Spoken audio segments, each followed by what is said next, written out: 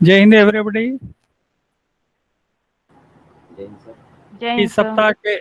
इस सप्ताह के आखिरी दिन शनिवार को आप सभी का स्वागत है इस सर्टिफिकेट कोर्स में। और आज का दिन आपका दिन है। जैसे कि तय हुआ था कि शनिवार जो होगा ये आपके लिए होगा, आपके लिए, आपके द्वारा। तो आपके डाउट्स, आपका प्रेजेंटेशन, आपकी समस्याएं, आपका सॉल्यूशन, ये सारी चीज़ें आज होने वाली हैं। तो मैं शुरुआत करता हूं। जैसा कि कल नेत्र कुमार ने गुप्ता जी ने कहा था कि मैं अपना प्रेजेंटेशन दूंगा, तो हम शुरुआत वहीं से करते हैं। नेत्र कुमार हमारे साथ जुड़े हुए हैं। मैं उनसे अनुरोध करूंगा कि वो अपना प्रेजेंटेशन शुरू करें। धन्यवाद जी।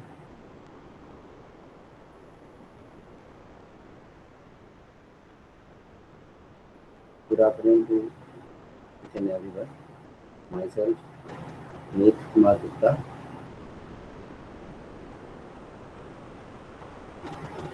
Today I am presenting a topic how to prepare latex, how to prepare table in latex. Sir screen दिखाई दे रही है क्या? Is it visible?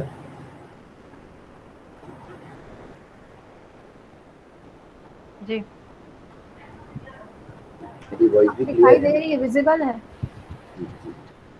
Thank you.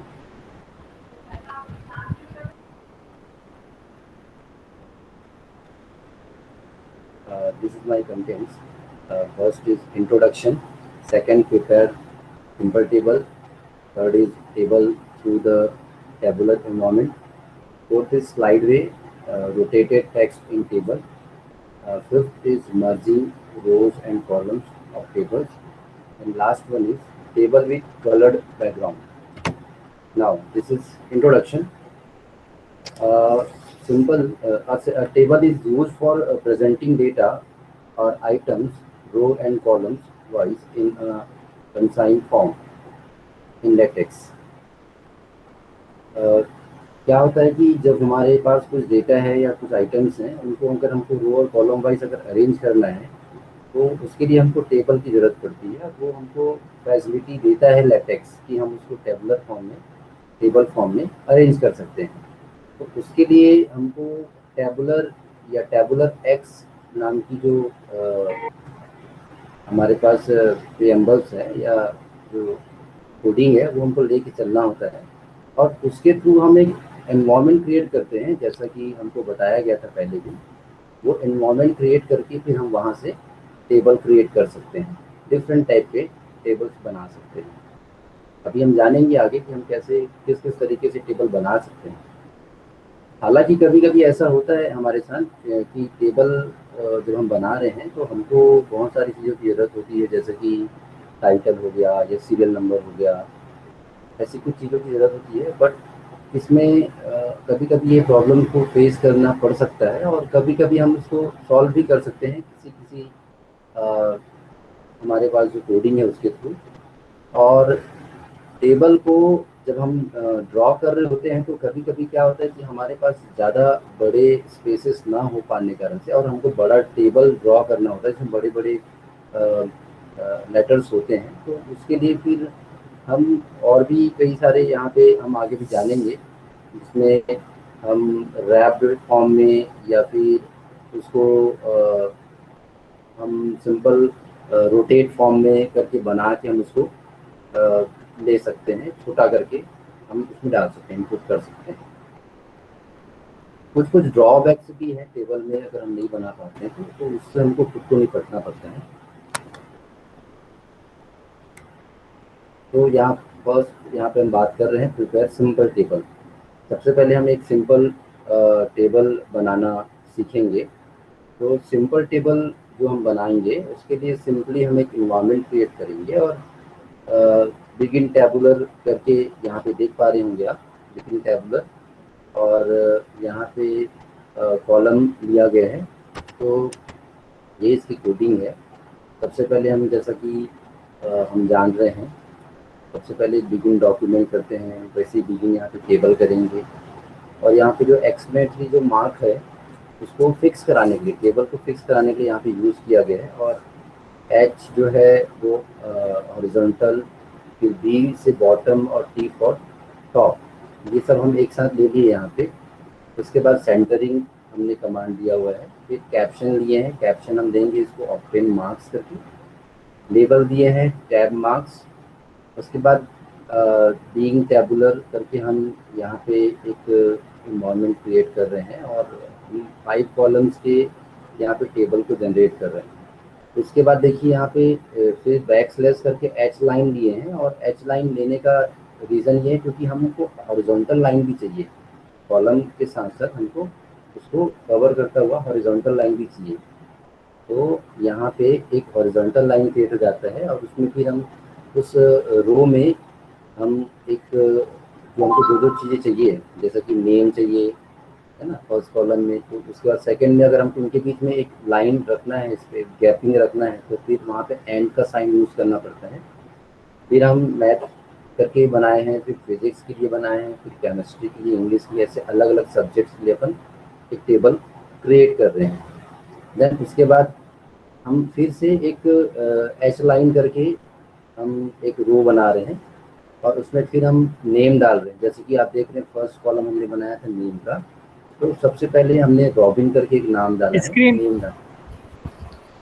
बेटा स्क्रीन शेयर नहीं हो रहा है। स्क्रीन शेयर नहीं हो रहे सर? हाँ, स्क्रीन नहीं दिखा रहे हो आप। एक मिनट सर, स्क्रीन शेयर तो मेरे तरफ से हो रहे हैं सर। मैं फिर से हम लोग, हाँ फिर से करो, जी फिर से करो उसको।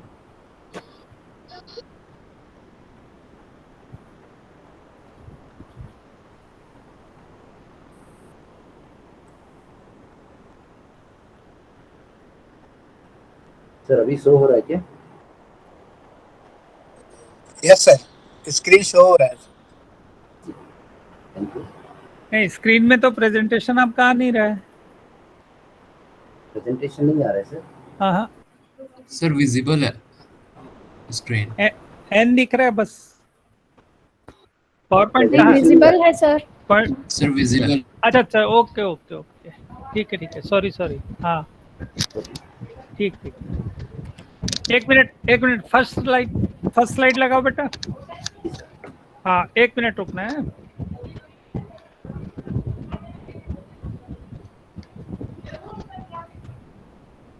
ठीक है, कंटिन्यू करो। तो यहाँ पे अपन बहुत सारे कॉलम और रो डिफाइन कर सकते हैं। हमने यहाँ पे 5 कॉलम्स लिया हुआ है, और वैसे ही हम रो डिफाइन कर रहे हैं। सबसे पहले फर्स्ट रो हमने डिफाइन किया, इसमें हम name, math, physics, chemistry, English इस तरीके से ले रहे हैं उसके टाइटल। और उसके अंदर फिर हम नेम के लिए जो नेम कॉलम बना है हमारे लिए, उसमें हम रॉबिन, जूली और रॉबर्ट करके हम उसके नेम लिए हैं। और मैथ्स के लिए हमने मार्क्स डाला हुआ है 80, 72, 75। फिजिक्स के लिए भी हमने मार्क्स डाला हुआ है। केमिस्ट्री के लिए भी हमने थर्ड में मार्क्स डाला है। और आप एक चीज़ देख रहे होंगे यहाँ पे कि हमने एंड साइन यूज़ किया है दोनों के बीच में। तो एंड साइन यूज़ करने का रीज़न ये है कि ये जो है वो उनके बीच में सेपरेट करने का काम करता है। ये अलग अलग बॉक्स में उसको सेपरेट करते जाता है एंड साइन जो है। उसके बाद आप देखिए हमने यहाँ पे डबल जो बैकस्लैश लिया है वो लाइन ब्रेक करने के लिए है। फिर लास्ट में आप देखेंगे फिर हमने सिंगल सिर्फ एच लाइन लिया हुआ है। ये सिंगल एच लाइन लेने का रीज़न ये है कि ये लेने से हो जाता है कि वो हमारा जो लास्ट में भी एक हमको रो के लिए एक लाइन चाहिए, वो यहाँ पे क्रिएट हो जाता है एच लाइन लेने से। उसके बाद हमने एनवायरनमेंट क्रिएट किया था टेबुलर करके, तो हमने एंड टेबुलर कर दिया। और टेबल भी हमने क्रिएट किया था बिगिन टेबल करके, तो ये एंड टेबल हो गया। परसेंट साइन दे के आप जो भी आप उस टेबल के लिए कमेंट देना चाहते हैं वो आप दे सकते हैं। तो ये हो गया हमारा आउटपुट। अगर हम उसको रन कराएंगे लेटेक्स में तो हमको आउटपुट कुछ इस तरीके से दिखेगा। ये मैंने उसका स्क्रीनशॉट लेके डाला हुआ है, अभी आपको दिखाऊंगा। मैंने रन किया है, वो आपको इसी तरीके से दिखेगा आपका आउटपुट जो रहेगा वो।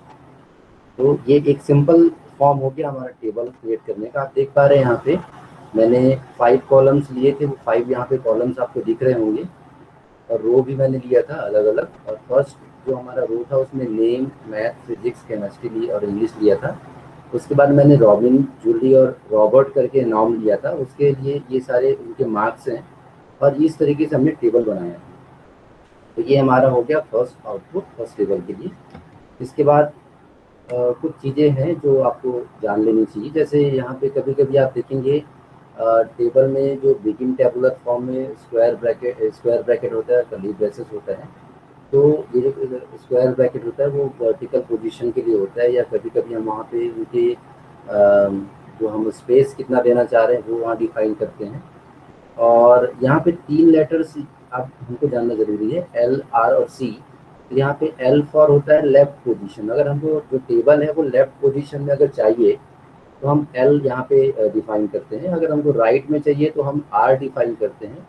और अगर हमको सेंटर में लेना है उसको तो C हम डिफाइन करते हैं। Each of these letters represent a column as well as the alignment of the entries in that columns.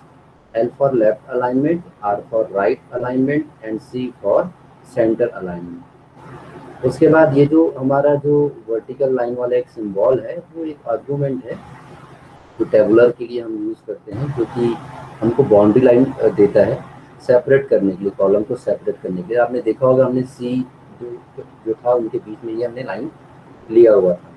इस तरीके से हम ये टेबल का जो एनवायरनमेंट क्रिएट करते हैं। और यहाँ पे आप देखे होंगे हमने H लाइन लिया हुआ था, मैंने बताया था आपको। H लाइन जो है वो हमारे लिए हॉरिजॉन्टल लाइन सेपरेट हमको देता है। और ये डबल जो आपका जो बैक स्लैश है ये हमारा लाइन को ब्रेक करता है, हमको दूसरी लाइन में आने के लिए ये कमांड देता है। इस तरीके से फिर हमने लास्ट में क्या कर दिया, एंड टेबुलर जो भी हमने एनवायरनमेंट जो भी हमने बिगिन किया था उसको हमने एंड किया इस तरीके से। फिर नेक्स्ट है हमारा टेबल टू टेबुलर एनवायरनमेंट। ये बिल्कुल वैसा ही जैसे मैंने आपको पहले बताया था। टेबुलर सिंपल टेबल फॉर्म भी हम बना सकते हैं और टेबुलर एनवायरनमेंट बना के भी हम उसको टेबल फॉर्म कर सकते हैं। तो जब हम उसको वाइडली प्रिपेयर करना है और हम जब उसको बहुत बड़े फॉर्म में बनाना चाहते हैं तो हम क्या करते हैं कि इस तरीके से हम टेबल एनवायरनमेंट क्रिएट करके हम बना सकते हैं। इसमें फिर हमको हर बार फिर टेबल ये टाइटल देना या फिर टेबल नंबर देना ये ज़रूरत नहीं पड़ता, तो ऑटोमेटिकली टेबल नंबर वहाँ से क्रिएट करते जाते हैं। और आप देखेंगे यहाँ पे L लिया गया है, L का मतलब है लेफ्ट। इसके बाद ये इसके इनपुट्स हैं, बिल्कुल आप देखेंगे जैसा मैंने पहले बताया था वैसे ही यहाँ पे इनपुट लिया गया है, बिटवीन टेबल करके अपन लिए हैं और वहाँ पे एक्सक्लेमेटरी मार्क्स है और H, B और T लिए हैं। फिर सेंटरिंग हमने लिया है, कैप्शन बताया हमने, ऑब्टेन मार्क्स जो हमने कैप्शन दिया है, लेबल दिया है हमने टैब मार्क्स करके। उसके बाद हमने एनवायरनमेंट क्रिएट किया था और यहाँ फिर बिगिन टेबलर करके यहाँ पे कॉलम डिफाइन किया हमने, 5 कॉलम्स हैं और मैथ, फिजिक्स, केमिस्ट्री, इंग्लिश करके हमने दिया हुआ है। उसके बाद उनके नाम्स हैं स्टूडेंट्स के, रॉबिन, जूली और रॉबर्ट, और उनके मार्क्स हैं। उस तरीके से हम ये दिए हैं। अगर हमको कोई कमांड देने हैं वहाँ पे या कुछ लिखना है, कमेंट्स करने हैं उनके लिए, हम परसेंट साइन देके वहाँ पे कमेंट्स कर सकते हैं। फिर ये भी वैसे ही आपको दिखेगा जब इसका आउटपुट लेंगे तो रन कराने के बाद कुछ ऐसा ही आपको इसका आउटपुट दिखेगा।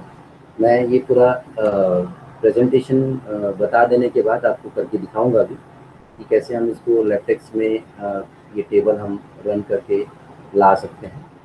उसके बाद है कभी कभी क्या होता है कि हम बहुत बड़े ज़्यादा बड़े हमारे पास स्पेस नहीं होते और हमको फिर टेबल बनाना होता है। और उस जगह पे जब हमको टेबल बनाना होता है तो और बड़ी चीज़ें होती है कि कई सारे हमारे उस टेबल में टेक्स्ट ऐसे होते हैं तो बहुत लंबे होते हैं। जैसे मैथमेटिक्स क्या है, काफ़ी लंबा स्पेलिंग है। अब उस स्पेलिंग को हमको टेबल के अंदर लिखना है छोटा सा, तो वहाँ पे जगह ज़्यादा लेता है। तो ऐसे कंडीशन में हम क्या करेंगे, उसको रोटेट कर देंगे। तो रोटेट कर देने से क्या होगा कि वो जो हॉरिजॉन्टल है वो वर्टिकल फॉर्म में आ जाएगा, तो हमारा जो जगह है वो कम लेगा, जो हमारा स्पेस है वो कम लेगा। तो इस तरीके से हम क्या है इसको नोट कर सकते हैं और हम इसको ले सकते हैं। तो ये रोटेट करने के लिए आप यहाँ पे इनपुट्स हैं, क्या क्या इनपुट्स लेंगे। सबसे पहले हम जैसा पहले लिए थे डॉक्यूमेंट क्लास आर्टिकल, जैसा आप जो डॉक्यूमेंट देते हैं बना रहे हैं तो आर्टिकल डिफाइन करते हैं। फिर और पैकेज लेंगे यहाँ पे, मतलब हमको अगर रोटेट करना है तो रोटेट करने के लिए यहाँ पे एक पैकेज है जो कि हमको लेना होगा, रोटेटिंग यूज पैकेज, रोटेटिंग करके हमको एक पैकेज यूज करना होगा। फिर बिगिन डॉक्यूमेंट करेंगे, बिगिन टेबुलर मतलब यहाँ पे इन्वॉल्वमेंट क्रिएट करेंगे। फिर हमने यहाँ पे आप देख रहे होंगे 3-4 कॉलम लिया हुआ है, और यहाँ पे हमने फिर आप देखेंगे यहाँ पे एच लाइन के बाद नेम और नेम के बाद एंड साइन दिया है, उसके बाद फिर बिगिन स्लाइड वेज करके हमने लिया है। तो बिगिन स्लाइड वेज जो है वही हमको क्या करता है, स्लाइड वे हमको मतलब टेक्स्ट को स्लाइड वे में लेने के लिए हमको यहाँ पे ये फैसिलिटी देता है। और उसके बाद हमको किसको लेना है, देखो आप देख पा रहे होंगे यहाँ पे लिखा हुआ है मैथमेटिक्स। तो मैथमेटिक्स थोड़ा लंबा स्पेलिंग है, और भी बहुत सारे ऐसे स्पेलिंग्स होते हैं, ऐसे टेक्स्ट होते हैं जो काफ़ी लंबे होते हैं, जिसको हमको एक टेबल में जनरली लिख पाना थोड़ा सा दिक्कत होता है। तो हम क्या करते हैं वहाँ पे ये स्लाइड वेज कमांड का यूज़ कर लेते हैं। और जब आप इसको बिगिन किए हैं तो इसका एंड भी करेंगे। इसे देखिए इसी लाइन में मैंने एंड स्लाइड वेज लिया है। उसके बाद फिर नेक्स्ट फिजिक्स के लिए भी मैंने फिजिक्स भी थोड़ा लंबा है स्पेलिंग, तो फिजिक्स के लिए भी लिया है। ऐसे आप कोई भी और भी जितने भी सब्जेक्ट या कोई भी आप कुछ टेबल ले रहे हैं, आपको बहुत लंबा टेक्स्ट लग रहा है, तो आप उसके लिए ये बिगिन और एंड स्लाइड वेज लेके इसको रोटेट कर सकते हैं। फिर अभी आपको मैं आउटपुट दिखाऊंगा और वो करके भी दिखाऊंगा कि कैसे ये आता है। फिर हमने एच लाइन लिया है, रॉबिन, जूली और रॉबर्ट, जैसा मैंने पहले डिफाइन किया था बॉक्स में। उनके मार्क्स 3 सब्जेक्ट्स के, मैथमेटिक्स के, फिजिक्स के, है ना, और केमिस्ट्री के, तीनों के मार्क्स यहाँ पे दिख रहे हैं। और जैसा पहले लिए थे उस तरीके से हमने लिया है। इसमें हमने रोटेशन का कोई भी कमांड यूज़ नहीं किया हमने रॉबिन, जूली और रॉबर्ट में, तो ये रोटेट नहीं होगा। हमने लिया है मैथमेटिक्स में, जिसका स्पेलिंग हमको बहुत ज़्यादा लंबा लग रहा है, लॉन्ग लग रहा है, उसके लिए हमने यहाँ पे लिया है। फिर हमने लास्ट में एच लाइन बैकस्लैश करके एच लाइन लिया हुआ है, एंड टेबुलर है और एंड डॉक्यूमेंट। तो इसका आउटपुट कुछ इस तरीके से दिखेगा। देखिए ये मैथमेटिक्स है जो आपको रोटेट होके दिख रहा है, फिजिक्स है, केमिस्ट्री है, इस तरीके से आपको रोटेट होके। तो इससे क्या होगा, जो बहुत ज़्यादा जगह ले पक रहा था वो अब वो कम लेगा और हमको कम से कम स्पेसेस में ही टेबल बन के मिलेगा। तो इस तरीके से हम इसका आउटपुट दे सकते हैं। हमने रॉबिन, जूली और रॉबर्ट में नहीं लिया था कोई भी स्लाइड वेज, तो इसलिए ऐसा नहीं हुआ है, ये रोटेट नहीं हुआ है। इस तरीके से हम इसको रोटेट कर सकते हैं। देन नेक्स्ट है हमारा merging rows and columns of tables. हम रो और कॉलम को मर्ज भी कर सकते हैं। इस तरीके से मर्ज कर सकते हैं, आइए हम देखते हैं। सबसे पहले हम क्या होता है, कहीं कहीं पे 2-3 तरीके से हमको रो और कॉलम डिफाइन करना होता है, तो मर्ज करने की ज़रूरत पड़ती है। तो ऐसा करने के लिए हमको बहुत सारे मतलब सेल्स की मतलब मल्टी पैकेज नाम का एक जो पैकेज है वो हमको यहाँ पे यूज़ करना होता है। तो मल्टी पैकेज नाम का जो हमारा यहाँ पे पैकेज है वो हम यूज़ करेंगे, है ना। और उस मल्टी पैकेज मतलब मल्टी पैकेज में मल्टी कॉलम रहेगा, मल्टी रो रहेगा, मल्टी सेल्स रहेंगे। इस तरीके से हम यहाँ पे ले सकते हैं और उसका यूज़ करके हम ये जो मर्जिंग वाला जो काम है वो कर सकते हैं इजीली। और इसमें मल्टी कॉलम में आप देखेंगे यहाँ पे एन और सी लिखा हुआ है, तो ये नंबर ऑफ कॉलम को डिफाइन करता है। और ये कैलिंग करके सेंट्री मतलब ये सेंटर फॉर्म में इसको ले आता है। और हम मल्टी कॉलम मल्टी रो दोनों के लिए ऑपरेशन लगा सकते हैं और उनको एक साथ हम मर्ज कर सकते हैं। ये इसके इनपुट्स है। यहाँ पे देखेंगे बिगिन टेबुलर करके हमने लिया हुआ है और 5 इसके साइज है और यहाँ पे सेंटर हमने दिया हुआ है। एस लाइन करके हम बताएं यहाँ पे डिफाइन किए एस लाइन का रो के लिए। और मल्टी रो हमने लिया है और इसका नाम लिया है, मतलब हमने फर्स्ट वाला जो रो है फर्स्ट कॉलम है उसमें हमने नेम लिया है। और उसके बाद फिर हम मल्टी कॉलम भी लिए हैं जिसका साइज होगा 4 और उसमें सब्जेक्ट ले लिए। तो हमें क्या कर रहे हैं, रो और एक जो कॉलम है वो हम यहाँ पे मतलब मर्ज करने वाले हैं। फिर एक टोटल होगा लास्ट में, तो टोटल वाले को भी हमने ले लिया है। फिर हमने सी लाइन लिया है मतलब कॉलम के लाइन को लिया है, इसमें हम मैथ, फिजिक्स, केमिस्ट्री, इंग्लिश ऐसा ले रहे हैं। और फिर हमने एच लाइन लिया है। फिर यहाँ पे रॉबिन करके हम लिए हैं। अब देखो ये एक टेबल हो गया, फिर यहाँ पे दूसरा टेबल आ रहा है। अब ये एक टेबल और ये दूसरा टेबल दोनों एक दूसरे के साथ मर्ज हो जाएगा। एच लाइन मतलब जो पुराना टेबल था हमारा रॉबिन जूली और रॉबर्ट वाला, और इनके मार्क्स है। तो ये हो गया। और ऊपर के ये जो हमने लिया है सब्जेक्ट वाले, ये दो अलग अलग तरीके से हमने लिया है टेबल, और इसमें भी हमने कॉलम अलग और रो अलग लिया है। तो इस तरीके से हम लेंगे तो इसका जो आउटपुट मिलेगा कुछ इस तरीके से मिलेगा। देख सकते होंगे, आपको दिख रहा होगा मेरे ख्याल से। यहाँ पे नेम है और ये सब्जेक्ट है, ये टोटल, और ये इस तरीके से ये दो जो टेबल है हमारा क्या हो गया, मर्ज हो गया। तो यहाँ पे हमने देखा था कि जब हमने डिफाइन किया था नेम को, तो यहाँ पे कॉलम का साइज हमने बताया था, यहाँ पे हमने रो का साइज बताया था, और हम साइज नंबर जो भी है सेंटीमीटर में मिलीमीटर में देखिए इसको हम यूज़ कर सकते हैं। इसके बाद लास्ट हमारा आता है टेबल विथ कलर्ड बैकग्राउंड। अगर हमको अपने टेबल में कलर्ड लेने हैं, उसको कलरफुल बनाने हैं, तो हम उसको कलरफुल भी बना सकते हैं कुछ यहाँ पे कमांड्स के यूज़ करके। अगर हमको कलरफुल बनाना है तो कुछ पैकेज दिया गया है, इसका नाम है कलर एक्स। जैसे देख रहे होंगे बैकस्लैश कलर एक्स पैकेज है, तो हमको प्रोवाइड करता है कि हम कलरफुल हम टेबल बना सकते हैं। दो कलर करेंगे तो हमारा रो कलर हो जाएगा, कलरफुल हो जाएगा। अगर हम बैकस्लैश कॉलम कलर करेंगे तो बैकस्लैश कॉलम कलर करते ही कॉलम का जो हमको कलर है जो हमको वो हो जाएगा, कलर हो जाएगा, कलरफुल हो जाएगा। और हम इसके थ्रू जो भी कलर हमको चाहिए, हम वो कलर जो है एक स्क्वायर ब्रैकेट के अंदर लेकर हम वो कलर यहाँ पे दे सकते हैं। जैसा कि आप यहाँ पे ये जो देख रहे होंगे, यहाँ पे बैकस्लैश रो कलर और स्क्वायर ब्रैकेट में हम लिखे हैं ग्रे करके। ये ग्रे लिखने का रीज़न है क्योंकि इससे ग्रे कलर हो जाएगा। ऐसे ही हम रेड, ग्रीन, ब्लू जो भी कलर चाहें तो हम ले सकते हैं। उस कलर से हम उसको कलरफुल लेके हम वैसा टेबल बना सकते हैं। तो ये इसके इनपुट्स रहेंगे। यहाँ पे आप जैसा कि पहले भी डिफाइन हुआ है फर्स्ट टेबल में, वैसे ही हम यहाँ बिगिन टेबल और HBT एक्सक्लेमेटरी मार्क्स लिए हैं, यूज पैकेज किए हैं, टेबल एक्स कलर और बिगिन टेबुलर हम लिए हैं, इन्वायरमेंट क्रिएट किए हैं। और यहाँ पे अपन एच लाइन करके हम यहाँ पे serial number, item, price, amount करके हम अलग अलग यहाँ पे कॉलम्स ले रहे हैं। और उस कॉलम्स में मतलब एक रो के अंदर ये ले रहे हैं और उसको सेपरेट कर रहे हैं अलग अलग कॉलम्स के लिए। फिर हम एच लाइन लेके उसमें कलर फिल करने की कोशिश कर रहे हैं। एच लाइन बैकस्लैश रो कलर, इसके रो को कलरफुल करेंगे। कौन से कलर से करेंगे? रेड कलर से। और उसमें हमने उसको सेपरेट किया और यहाँ पे 0.9 इसका साइज दिया है।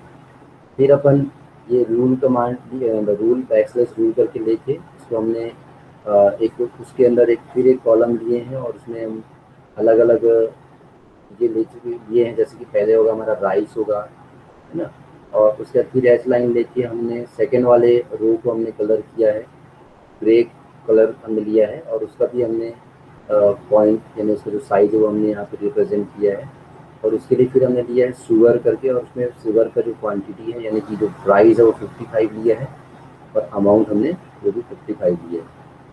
फिर हमने एक और रो लिया, उस रो में कलर हमने फिलअप किया backslash row column row colour green और उसका साइज दिया है हमने। और यहाँ पे फिर हमने उसमें ले लिया आटा करके लिखे हैं और उसमें उसका जो प्राइस है और जो अमाउंट है वो हमने यहाँ पे इनपुट किया हुआ है। फिर एच लाइन करके मल्टी कलर हमने लिया है और मल्टी कलर वाला जो उसका जो कमांड है वो हमने यूज़ किया है। टोटल लास्ट में होगा और टोटल के लिए फिर हम जो वो एक सेल बनेगा, टोटल जो अमाउंट आएगा 270 आएगा। तो 270 जो अमाउंट होगा उसको हमने ब्लू कलर में उसको फिल किया है। और लास्ट में फिर हम जैसा कि बताए थे एच लाइन लेंगे तो उसको क्या करेगा, लास्ट में एक हॉरिजॉन्टल लाइन लेके आएगा टेबल के लिए, फिर एन टेबलर और एन टेबल। इस तरीके से लेने के बाद ये हमारा आउटपुट कुछ इस तरीके से रहेगा। देखिए हमने जो था फर्स्ट वाले में हमने राइस जो लिखा था वहाँ पे रेड कलर हमने डिफाइन किया हुआ था, फिर हमने ग्रे कलर डिफाइन किया हुआ था, फिर हमारा ग्रीन कलर था और लास्ट में जो 270 था उसमें ब्लू कलर लिया था हमने। तो कुछ इस तरीके से हमारा कलरफुल टेबल बनाया जा सकता है। तो ये हमारा स्लाइड था। अब हम इसको थोड़ा सा लेटेक्स में भी देखते हैं कि इसका जो आउटपुट मिलेगा वो किस तरीके से हमको मिलेगा।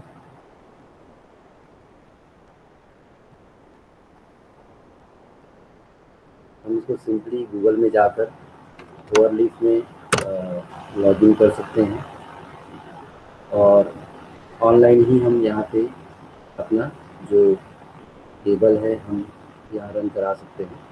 सबसे पहले मैंने आपको फर्स्ट में जो दिखाया था, आपने देखा कि हमारा जो फर्स्ट टेबल था,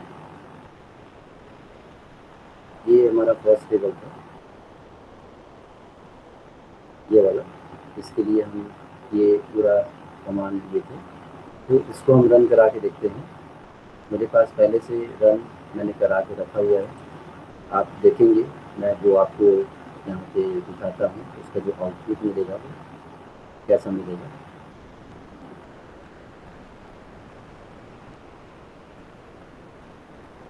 ये देखिए, ये इसका आउटपुट है। यहाँ पे आप देख पा रहे होंगे, सबसे पहले backslash document class article define किया हुआ है, फिर बिगिन डॉक्यूमेंट है, फिर बिगिन टेबल, और जैसा मैंने वहाँ पे लिया हुआ था टेबल, और एक्सक्लेमेटरी मार्क, एचबीटी, फिर सेंटरिंग है, फिर कैप्शन दिया हुआ है ऑक्टेन मार्क्स। तो ऑक्टेन मार्क्स जो हम दिए थे, देखिए यहाँ पे आया हुआ है। उसके बाद लेबल लिया है हमने, टैब मार्क्स। उसके बाद यहाँ पे बिगिन टेबुलर करके हमने कॉलम लिया है, जितने कॉलम हमने लिया हुआ है वो इतने कॉलम में आया हुआ है। उसके बाद यहाँ पे अगर आप रिकम्पाइल भी करेंगे तब भी वो वैसा ही आएगा, क्योंकि कोई एरर नहीं है इसमें, और ये बिल्कुल रन कराया हुआ है। और आप देखेंगे जैसे जैसे हमने नंबरिंग लिया हुआ है, वो नंबरिंग हमको उसके पूरे टेबल में हमको वही मिला हुआ है। मैथ्स के नीचे 80, 72 और 75 आना चाहिए, देखिए बिल्कुल वैसे ही आया हुआ है। फिजिक्स के लिए हमने मार्क्स लिया था 68, 62 और 70, देखिए 68, 62 और 70 आया हुआ है। केमिस्ट्री के लिए 60, 66 और 71 था, बिल्कुल ऐसे ही है। और इंग्लिश के लिए भी जो हमने मार्क्स यहाँ पे लिया है ये वैसे ही। तो ये इस तरीके से इसका क्या होगा, हमारा आउटपुट होगा। फिर हमने देखा था सेकंड वाला, तो सेकंड वाला टेबल भी कुछ ऐसे ही बनेगा हमारा। सेकंड जो टेबल है वो ऑलमोस्ट ऐसा ही है, तो भी हम देख लेते हैं।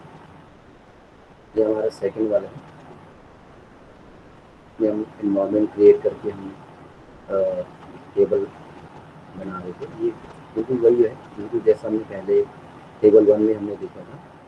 उसके बाद जो टेबल 3 है, जो हमने देखा था टेबल 3, वो रोटेट वाला,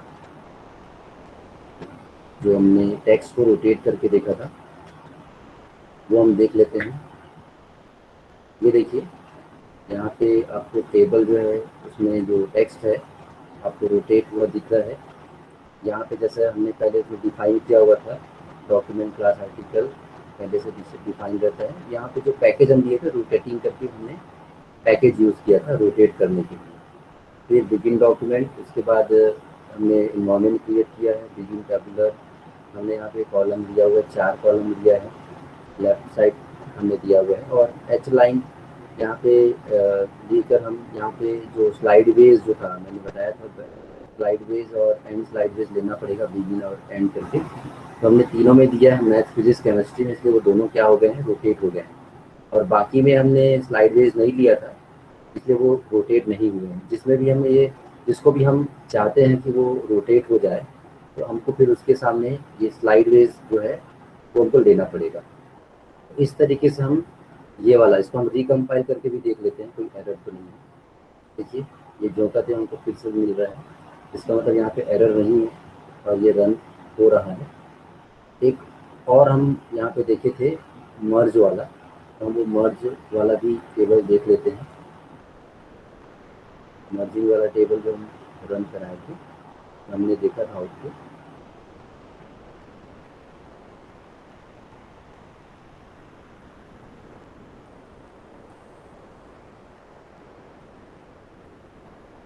ये देखिए, ये हमने भी रिकम्पाइल किया, फिर भी यहाँ पे कोई एरर नहीं आया। और देखिए जैसा हमने यहाँ पे मर्ज करने के लिए हमने क्या किया था, मल्टी कॉलम है ना, और मल्टी रो का हमने यूज़ किया था। तो मल्टी कॉलम और मल्टी रो के यूज़ करने के करके हम यहाँ पे उसको मर्ज कर दिए हैं। हमने नेम को लिया था, और नेम के बाद सब्जेक्ट है, सब्जेक्ट के बाद टोटल है, इसको हमने मैथ, फिजिक्स, केमिस्ट्री, इंग्लिश के साथ में क्या किया था, मर्ज किया था। और ये दूसरा वाला टेबल है, उसके साथ मर्ज किया था हमने। ये एक साथ मर्ज होकर अभी उनको दिखा रहे हैं। इस तरीके से इसका ये आउटपुट हुआ। इसके बाद एक हमारा लास्ट जो था वो था कलर टेबल था, जिसमें हमने कलरफुल बनाने की कोशिश की थी हमने टेबल को। तो गूगल वाला भी हम देख लेते हैं। ये देखिए, इसको हम रिकम्पाइल करके भी देख लेते हैं। ये देखिए, इसमें कोई भी एरर नहीं है। आप देखेंगे जैसा हमने डिफाइन किया हुआ था पहले, बिल्कुल वैसे ये डॉक्यूमेंट क्लास आर्टिकल लिया है हमने, use package table x colour करके हमने यहाँ पे पैकेज लिया हुआ है, और begin document begin tabular environment create किया हमने। उसके बाद फिर हमने जितना कॉलम चाहिए वो लिया है, डिफाइन किया है। एच लाइन करके हमने सीरियल नंबर लिया सबसे पहले, फिर आइटम की प्राइस, फिर अमाउंट लिया। तो देखिए फर्स्ट वाला जो आपका रो है उसमें अलग अलग सेपरेट होके एंड साइन यूज़ करके हमने उसको सेपरेट किया है। फिर एच लाइन और रो कलर करके हमने रेड कलर लिया था, तो ये देखिए रेड कलर आ गया है। उसके बाद फिर हमने जो ग्रे कलर लिया था सेकंड वाले में, वो ग्रे कलर हमको दिख रहा है।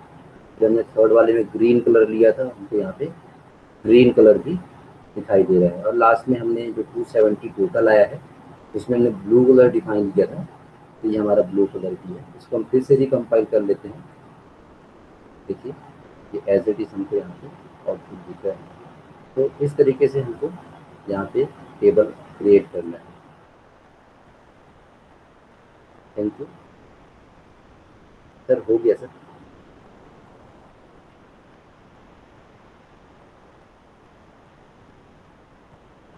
हेलो सर,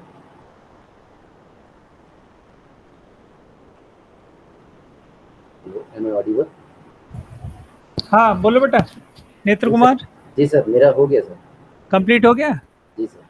किसी को कुछ पूछना है? सर किसी को कोई डाउट? जी बिल्कुल होगा तो पूछिए। कोई क्वेरीज है किसी की?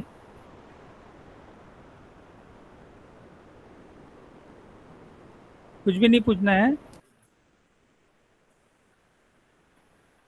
तो नेत्र कुमार, आपके अच्छे प्रेजेंटेशन के लिए आपको बधाई। आपने काफ़ी कुछ सीखा है इस हफ्ते, और मुझे उम्मीद है कि अगले हफ्ते भी आप सभी लोग इसी प्रकार से सिंसियरली इसको अटेंड करेंगे और काफ़ी कुछ सीख जाएंगे। अब मैं आमंत्रित करना चाहूँगा हमारे विभाग की शोभा रानी मैडम को, वो अपना लेक्चर प्रस्तुत करेंगे। शोभा रानी मैडम। नमस्ते सर। नमस्ते बेटा। हाँ सर, मैं अपना पेपर प्रेजेंट कर दूं, रिसर्च पेपर? आप जो इसमें कंफर्टेबल हैं। क्योंकि सर वो मेरा तो कॉलम वाला था, मल्टी कॉलम वाला, वो तो कल हो चुका है। हाँ, वो उसको काफ़ी कुछ कवर हो चुका है वो ऑलरेडी। तो जी आप जी ऐसी चीज बताइए जो अभी तक नहीं हुआ है, या सभी को जो लाभप्रद हो, क्योंकि हाँ। लगभग एक हफ्ता हो चुका है हमको, और हम अभी तक मुद्दे की बात नहीं कर रहे हैं। हमारा मुद्दा ये है कि हम रिसर्च पेपर को कैसे राइट करना है। जी तो ये एक अच्छा टॉपिक रहेगा मेरे ख्याल से, सबके लिए बेनिफिशियल होगा। जी और सर। अगर कोई लिखना चाहे रिसर्च पेपर तो आज से ही वो लिखना चालू कर सकेगा, क्योंकि जी सर। अभी तक हम लोग टुकड़े टुकड़े में बात कर रहे हैं। लेकिन जी आज आप ऐसा प्रेजेंट करिए कि एक रिसर्च पेपर कोई भी एग्जाम्पल के तौर पे ले लीजिए, जी चाहे सर। अपना हो चाहे किसी का भी हो, जी और उसको कैसे टाइप करें और उसको कैसे रन कराएं, इस चीज पर ज़्यादा फोकस करिए। जी। लेकिन सर मेरा जो प्रेजेंटेशन है वो मेरे को यूनिवर्सिटी से मिला था, लेटेक्स विन एडिट, मैं उसमें करी हूँ टाइपिंग। किसी में ओवरलीफ भी वाला, करिए, ओवरलीफ नहीं है मेरा। कोई बात नहीं, कोई बात नहीं। जी तो ठीक। आप ऐसा करिए ना, एक एक पैराग्राफ को टाइप दिखा दीजिए और उसको रन करके बता दीजिए उसका हाँ आउटपुट कैसे आ रहा है। जी सर। तो ये करें। वास्तव में हमारा जो उद्देश्य है वो इससे पूरा होगा कि हम रिसर्च पेपर को कैसे लिख पा रहे हैं। जी तो सर। बाकी सभी लोगों से मैं अनुरोध करूंगा कि ध्यानपूर्वक इसको देखें, ये आपके लिए काफ़ी यूजफुल होने वाला है ये लेक्चर। ठीक है, आप शुरू करिए। जी sir.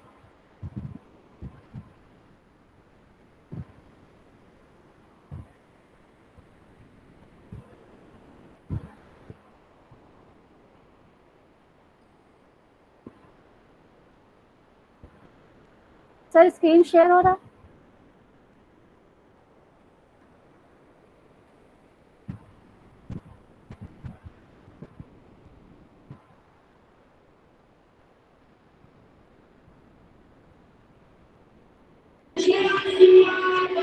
No, ma'am. Screen visible? Screen is visible? No.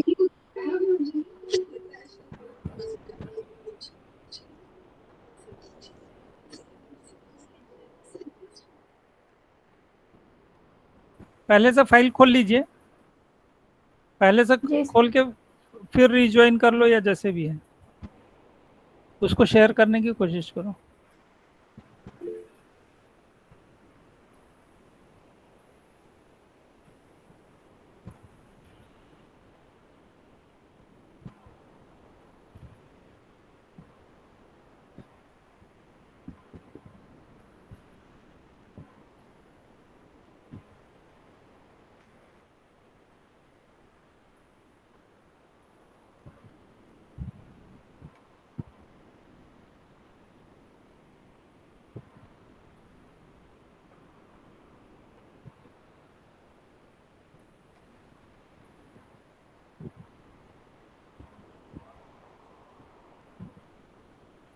Screen share हो रहा है?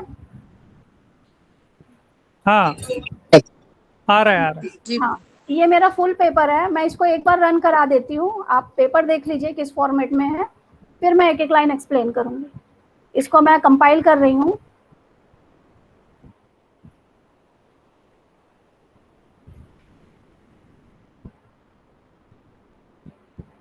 ये हमारा पेपर पब्लिश हुआ था एशियन जर्नल ऑफ मैथमेटिक्स में। ये है टाइटल, ये ऑथर्स के नेम, यहाँ पर एब्स्ट्रैक्ट। एब्स्ट्रैक्ट का फॉर्मेट जैसा जनरल बोला था वैसा हमने किया, नहीं तो एब्स्ट्रैक्ट को भी अपन सेक्शन में दे सकते हैं, मतलब बोल्ड लेटर्स में। ये एक सेक्शन होगा, नंबर 1, नंबर 2 ये सेक्शंस हैं। फर्स्ट सेक्शंस अपना इंट्रोडक्शन, प्रीलिमिनरीज। तो इंट्रोडक्शन और प्रीलिमिनरीज में सारे डेफिनेशंस आ जाएंगे। इंट्रोडक्शन, ये मेन रिजल्ट हमारा थ्योरम। तो यहाँ पर एक चीज का ध्यान देखिए, यहाँ पर देखो इक्वेशन नंबर, कई जनरल्स में इक्वेशन नंबर। नहीं हो रहे मैम, पेपर शो नहीं हो रहे। पेपर शो नहीं हो रहा है? No ma'am. पीडीएफ दिखाना पड़ेगा ना। पीडीएफ ही बात कर रही हूँ सर, पीडीएफ। नहीं, अभी टेक्स्ट दिख रहा है, आप पीडीएफ दिखा दीजिए। मेरे में तो पीडीएफ दिख रहा है सर। तो स्क्रीन शेयर करिए फिर उसको। ओवरलीफ में एक साथ दिख जाता है अगल बगल में, इसमें अलग अलग होगा।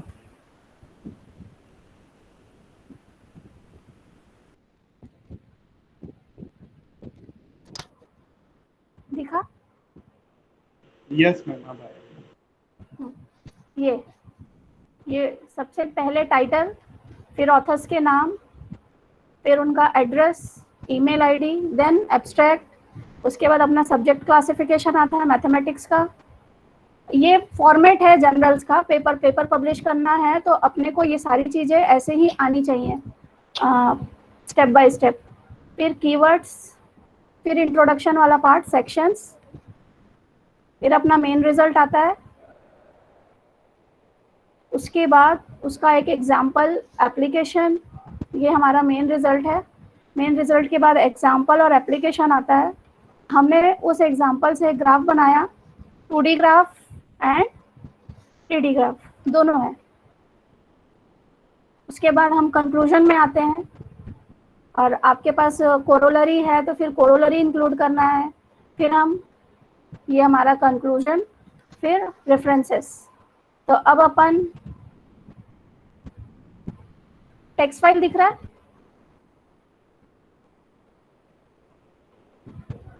टेक्स्ट फाइल शो हो रहा है? लेटेक्स कोडिंग शो हो रही है? पीडीएफ शो पीडीएफ शो कर रहा है।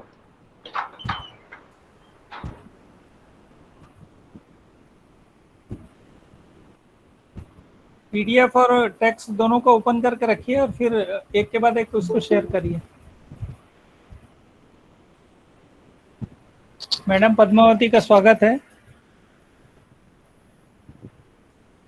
मैडम आप कुछ कहना चाहेंगे बच्चों के लिए? आज का प्रेजेंटेशन है उनका, अभी एक स्टूडेंट ने प्रेजेंट किया है बहुत अच्छे से, आप इनको कुछ मार्गदर्शन देना चाहेंगे?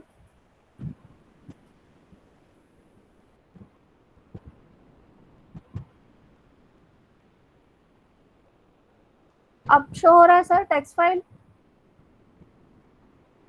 Yes ma'am. हाँ, ये प्रीलिम्बर्स तो पता है अपने को, प्रीलिमरीज जो भी हैं, फर्स्ट डॉक्यूमेंट क्लास, फिर यूज पैकेज। अपन मैथमेटिक्स के हैं तो ये सब अपने को ज़रूरी है, अदरवाइज बाकी को ज़रूरत नहीं पड़ती। AMS font, AMS math, AMS ये अमेरिकन मैथमेटिकल सोसाइटी AMS का फुल फॉर्म है। उसके बाद उसी का फॉर्मेट रहता है, पूरे जर्नल्स इसी फॉर्मेट में रहते हैं। तो ये थ्योरम के लिए भी हम यूज पैकेज यूज़ करते हैं, THM।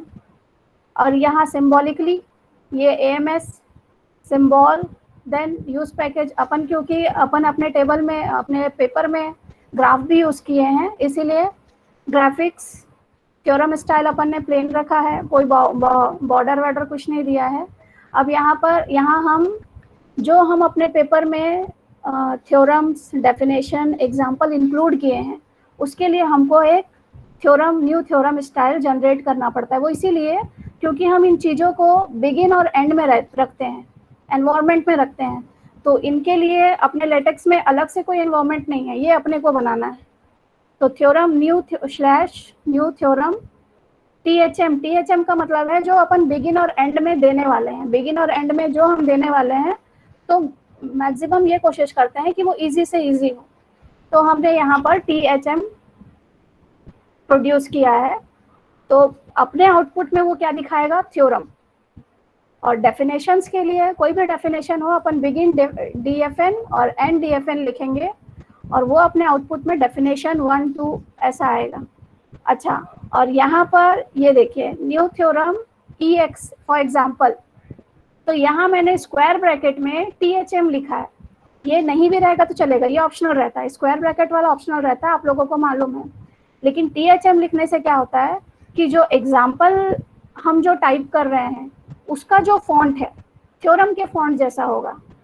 अगर किसी ने पेपर टाइप किया है तो बिगिन THM एंड THM के अंदर जो टाइप होता है वो थोड़ा सा इटैलिक होता है बाकी से। मैं आपको PDF दिखाती हूँ, थ्योरम का टेक्स्ट। और हाँ, ये ऊपर जो लिखा है, now we present our result on common fix point theorem of Gregus type, इसका फॉन्ट देखिए और अपने थ्योरम का फॉन्ट देखिए, थोड़ा सा इटैलिक रहता है, दिख रहा है?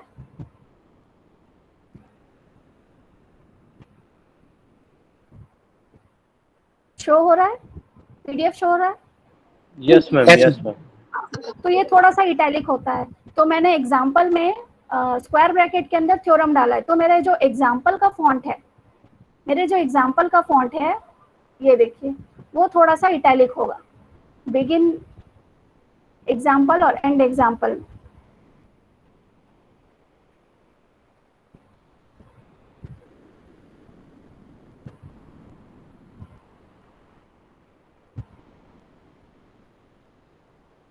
मैं अभी करके बताती हूँ उसको।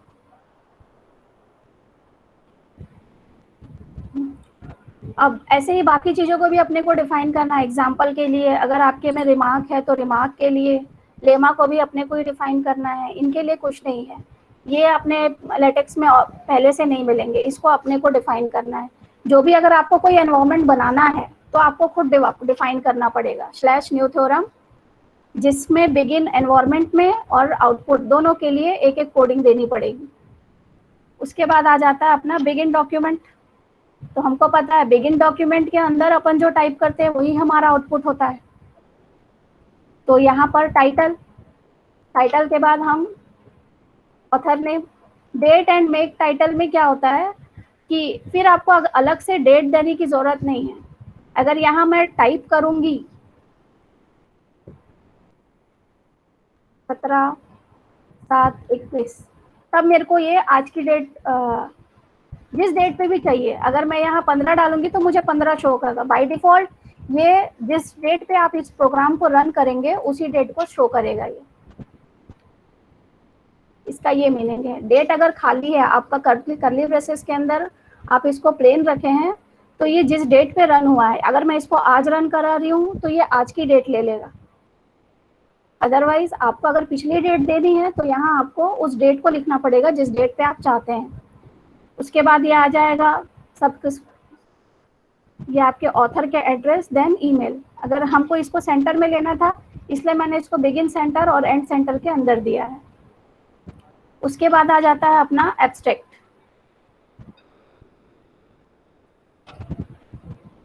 ये एब्स्ट्रैक्ट नॉर्मल था अपने आउटपुट में, तो मैं इसको यहाँ तक रन करा के दिखाती हूँ आपको। जहाँ तक मुझे रन कराना है या जहाँ तक का मुझे चाहिए वहाँ पर मैं एंड डॉक्यूमेंट लगा दूंगी।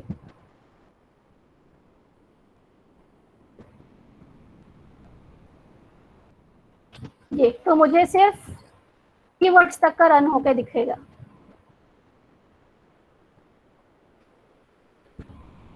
सॉरी, पहले से पीडीएफ खुला है, उसको मुझे क्लोज करना है, तब मेरा आउटपुट रन होगा, नहीं तो वो एरर दे देगा। पहले से वो रन हुआ आउटपुट सेव था, अब फिर मैं रन करा रही हूँ।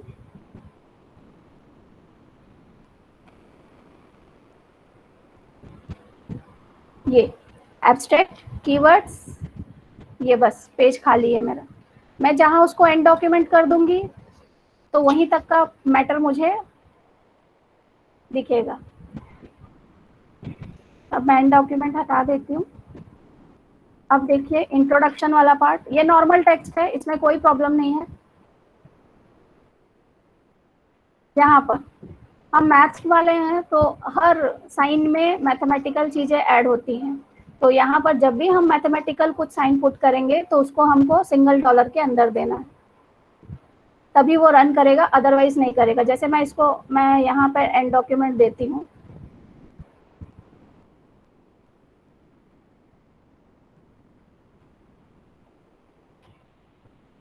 और मैं यहाँ से ये डॉलर साइन हटा रही हूँ।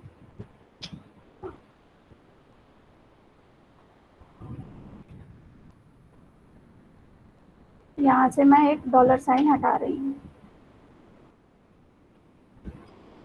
अब देखिए रन होता है या नहीं। ये यहाँ मुझे ये बता देगा कि एरर है।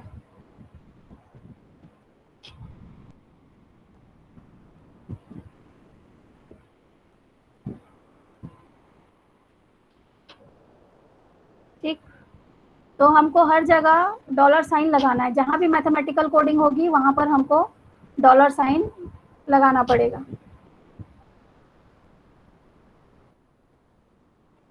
ये इसके बाद मैं यहाँ से एंड डॉक्यूमेंट हटा देती हूँ। ये देखिए मैं बिगिन डेफिनेशन एंड डेफिनेशन, तो इसका जो फॉर्मेट है, ये लेमा को हमने डिफाइन किया है और ये लेमा के आगे अपने साइटेशन दिया है। ये देखिए साइटेशन, मतलब मुझे अपने थ्योरम में इस लेमा का यूज करना है, तो ये साइटेशन रेफरेंस के लिए होता है। तो इस लेमा को मैंने जहाँ से उठाया है, जिस भी पेपर से उठाया है, तो मुझे उसका यहाँ पर साइटेशन देना पड़ेगा। जिस भी पेपर में ये डेफिनेशन होगी हमको बताना पड़ेगा कि ये डेफिनेशन उस रेफरेंस से हमने लिया है। अब आ जाता है हमारा मेन रिजल्ट। तो यहाँ पर ये देखिए, ये मेन रिजल्ट, और यहाँ अपन ने बिगिन THM और एंड THM दिया, और यहाँ पर मैंने लेबलिंग की है, लेबल 1। लेबल 1 का मतलब है कि अगर मुझे इस थ्योरम को कहीं यूज़ करना है, मुझे बताना है कि मैंने इस थ्योरम से कुछ लिया है या इस थ्योरम का यूज़ करके मैंने आगे बढ़ा है, तो मुझे वहाँ रेफरेंस देना पड़ेगा। अपन जैसे आउटपुट में लेते हैं ना कि बाय थ्योरम 1, बाय थ्योरम 2, ये लेबलिंग उसके लिए है। और इसको हम कोड करते हैं रेफरेंस। जैसे यहाँ पर मैं एंड डॉक्यूमेंट दे रही हूँ और यहाँ पर मैं इसके नीचे लिख रही हूँ बाय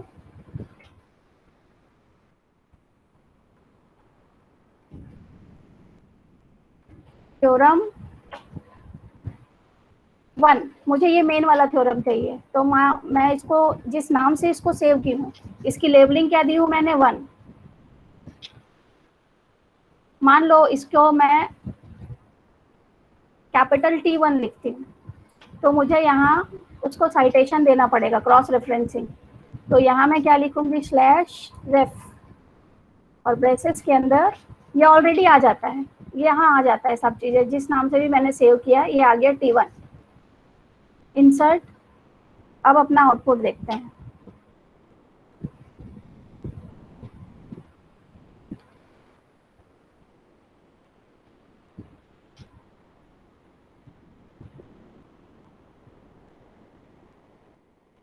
ये देखिए यहाँ पर ऐसे आएगा बाय थ्योरम 1। अगर मुझे किसी थ्योरम को कॉल करना है या रेफरेंस में लेना है तो हमको वहाँ पर क्या लेना पड़ेगा, लेबलिंग करनी पड़ेगी। तो अगर हम रेफरेंस को ले रहे हैं तो साइटेशन देते हैं, सॉरी हाँ, अगर हम रेफरेंस को कॉल करा रहे हैं कहीं तो ये साइटेशन देते हैं /cite, जैसे कि अपन ऊपर लेमा में देखा था /cite, और ये कर्ली ब्रेसेस के अंदर तो जिससे भी आप साइट करना चाहते हैं, जिस नाम से आपकी मर्जी है वो। तो यहाँ से मैं ये हटा देती हूँ। अब आ जाते हैं अपन प्रूफ में।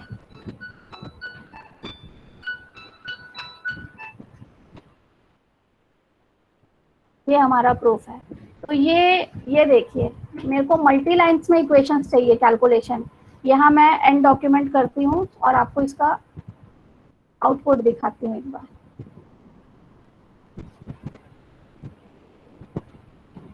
अगर आपका रन किया हुआ आउटपुट पहले से खुला हुआ है पीडीएफ तो वो रन नहीं होगा, उसको पहले क्लोज करना है, फिर आपको फिर से कंपाइल करना है। एंड डॉक्यूमेंट में प्रॉब्लम आ रहा है, एंड डॉक्यूमेंट कह रहा है मतलब मैंने एंड डॉक्यूमेंट नहीं लगाया है। ओके यहाँ देखिए ये प्रॉब्लम क्यों कर रहा है। एंड डॉक्यूमेंट का मतलब अगर मैंने किसी चीज को खोल दिया है लेकिन उसको बंद नहीं किया है तो उसके ऊपर चेक कर लेते हैं। ये मैंने बिगिन प्रूफ लिखा है, मैंने बिगिन प्रूफ लिखा है लेकिन एंड प्रूफ नहीं किया, इस वजह से वो एंड वाला एरर आ रहा था। तो मुझे एंड डॉक्यूमेंट के पहले एंड प्रूफ करना पड़ेगा /एंड प्रूफ। अब हम इसको रन कराते हैं।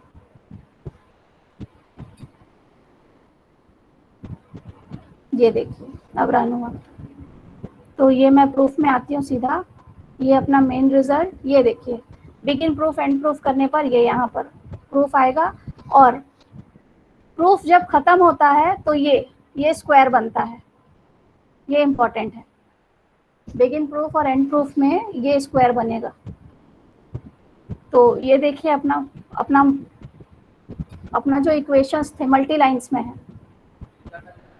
अब यहाँ पर आप देखिए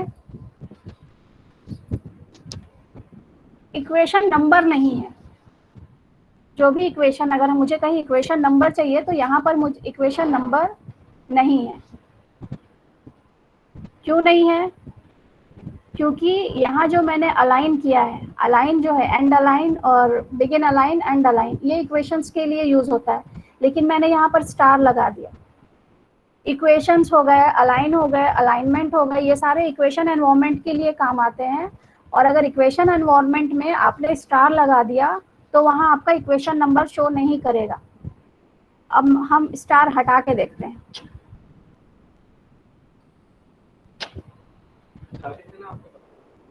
नहीं मुझे क्या था, नहीं मैं सोमवार नहीं हूँ।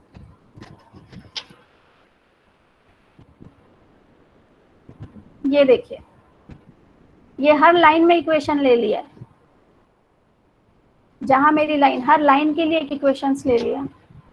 तो हमको हर लाइन में इक्वेशन नहीं चाहिए, हमको सिर्फ फाइनल इक्वेशन नंबर चाहिए। उसके लिए भी है, उसके लिए अगर हमको किसी भी लाइन में इक्वेशन नंबर नहीं चाहिए तो हमको क्या करना पड़ेगा, जहां पर हमारा लाइन ब्रेक हो रहा है वहां पर /no नंबर करना पड़ेगा। ये अब हम रन कराते हैं। मैंने सेकेंड लाइन में इक्वेशन नंबर नहीं दिया है, नो नंबर लिखा है। तो ये देखिए सेकेंड लाइन मेरा ब्लैंक है। तो जहां भी अपने को इक्वेशन नंबर नहीं चाहिए वहां पर हम /no नंबर करेंगे तो हमको इक्वेशन नंबर शो नहीं होगा। मैं इसको पहले जैसे कर देती हूँ।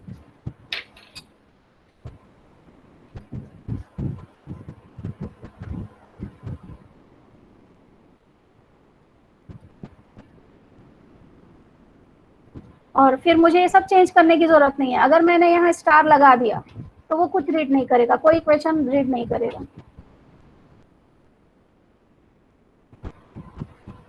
इसके बाद ये सारे इक्वेशंस हैं, कैलकुलेशन पार्ट है हमारे थ्योरम का। तो यहाँ पर देखिए मैंने बिगिन इक्वेशन एंड इक्वेशन किया है और फिर यहाँ लेबलिंग की है, क्योंकि अपन को पता है जब अपन सॉल्व करते हैं तो हमको बीच में इक्वेशंस की जरूरत पड़ती है, तो इसीलिए हमने लेबलिंग कर दिया 0.25। इन सब की रेफरेंस की जरूरत पड़ेगी। जैसे यहाँ पर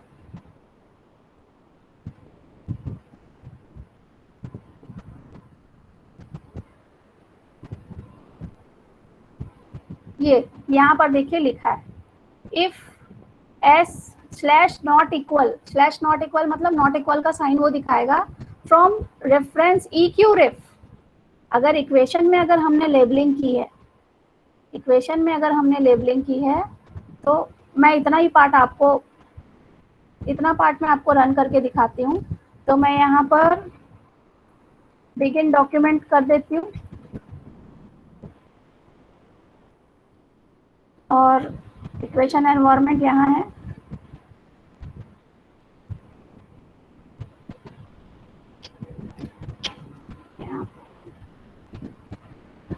यहाँ पर मैं /end डॉक्यूमेंट कर देती हूँ। अब देखिए क्या रन होता है। मैंने बिगिन और एंड डॉक्यूमेंट के अंदर करेक्शन दिखा, यहाँ पर एरर आ रहा है बिगिन डॉक्यूमेंट।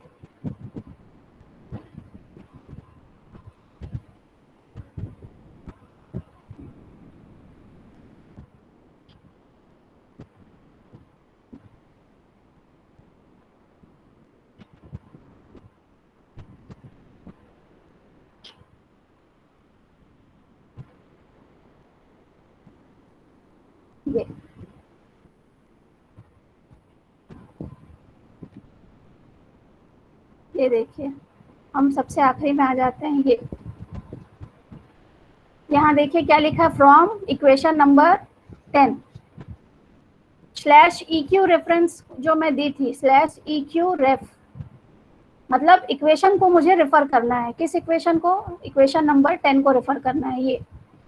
और अगर मैं EQ को हटा दूं तो आप चेंजेस खुद देखिए। अगर मैं EQ को हटा दूं, सिर्फ रेफ रखो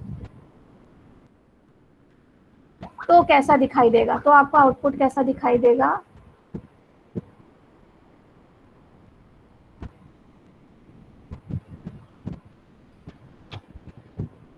दिखा आपको चेंजेस दिखा कुछ? Yes, ma'am. क्या है?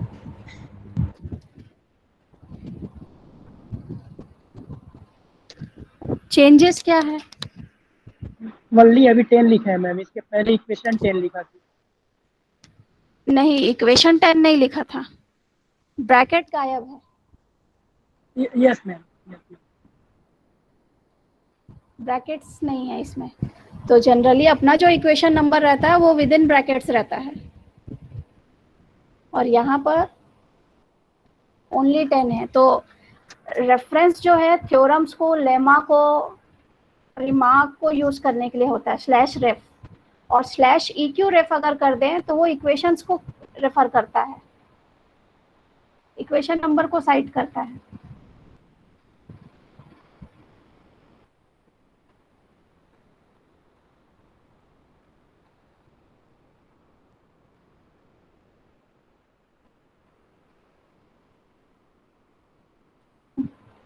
नेक्स्ट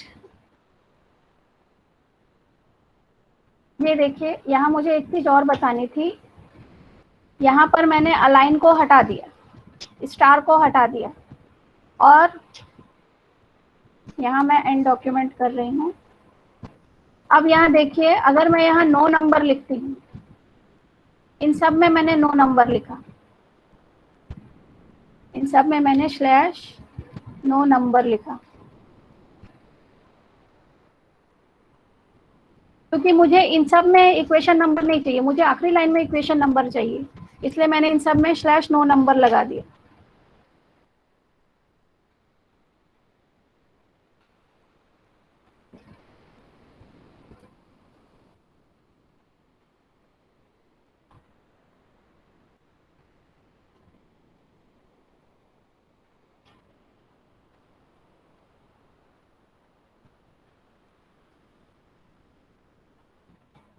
अब हम इसको रन करते हैं।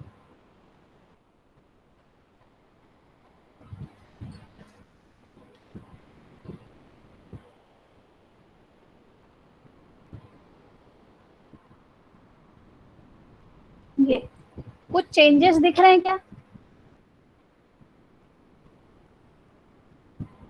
मैंने हर लाइन में 9 नंबर लिखा था, इसमें भी 9 नंबर लिखा था, इसमें भी 9 नंबर लिखा था, यहाँ सब में 9 नंबर लिखा था, सिर्फ लास्ट लाइन में ना मैंने 9 नंबर नहीं लिखा, फिर भी वो इक्वेशन नंबर शो हो रहा है, वो भी ऊपर।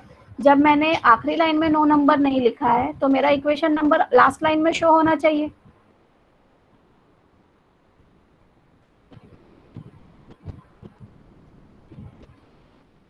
आप लोगों को समझ आ रहा है? Yes ma'am. यहाँ देखिए, मैंने हर लाइन में 9 नंबर लिखा है।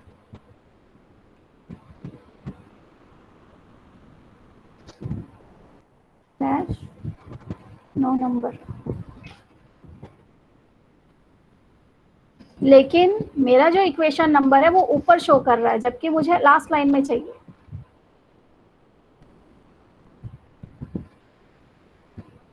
ये देखिए, सबसे ऊपर में शो कर रहा है इक्वेशन नंबर, जबकि मुझे इक्वेशन नंबर यहाँ नहीं चाहिए, मुझे इक्वेशन नंबर यहाँ चाहिए। कोई बता सकता है क्या एरर है?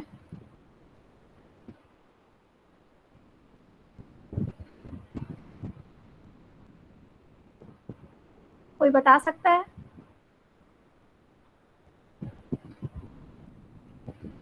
मैम वो फर्स्ट वाले में 3 ब्लैक बैकस्लैश एक साथ है क्या, शायद उसके कारण हो रहा नहीं, होगा।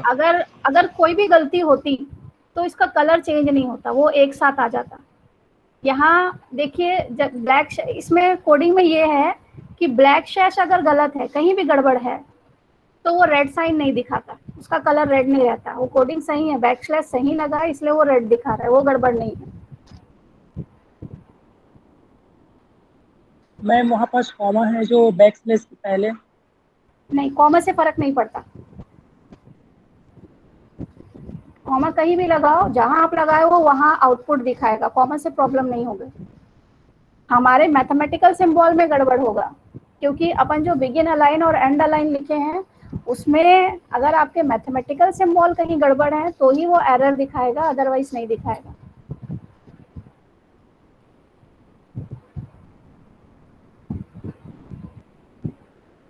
एक चीज आपने ध्यान नहीं दिया, ये जो /9 नंबर है, यहाँ ध्यान दीजिए, मैंने 9 नंबर यहाँ लिखा है, डबल स्लैश का मतलब क्या हो जाता है? Next line.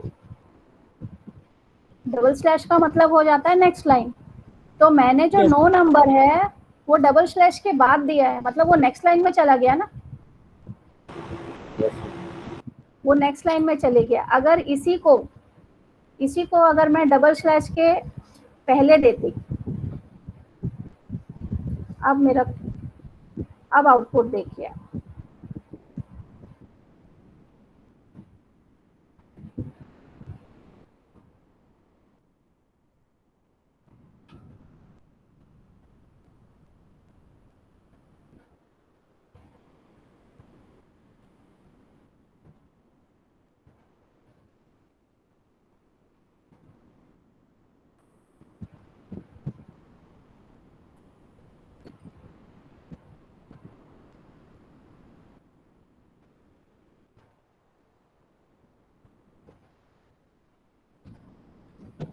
अपन रन कराते हैं।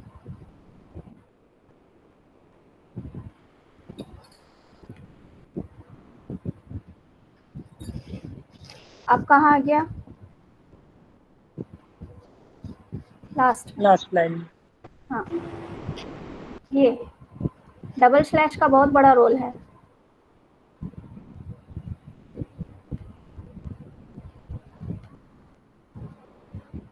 अब इसमें एक चीज और थी, यहाँ पर देखिए स्लैश मैक्सिमम लिखा है, स्लैश मैक्सिमम। अब इसकी कोडिंग देखिए, पहले इसकी कोडिंग देख लीजिए।